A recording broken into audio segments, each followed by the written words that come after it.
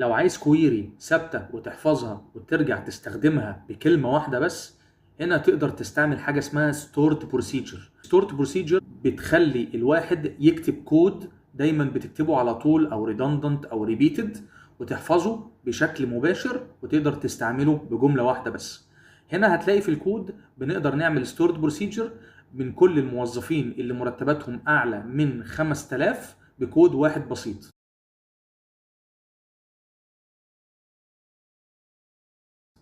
وبعد لما بتخلص الكود زي ما انت شايف بنعمل حاجه اسمها كول للستورد لاسم الستورد بروسيجر، وبس كده. لكن لو محتاج مرونه اكتر، خلي البروسيجر بتاعتك تستقبل متغير او فاريبل.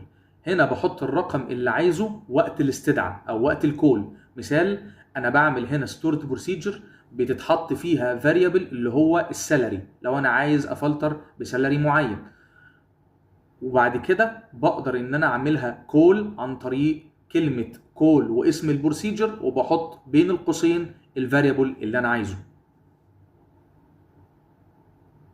مثال، هنا انا بحط 4000 فبيجيب لي كل المرتبات اللي فوق ال 4000، بحط فوق ال 5000 بيجيب اللي فوق ال 5000، بحط 6000 بيجيب لي كل المرتبات اللي فوق ال 6000.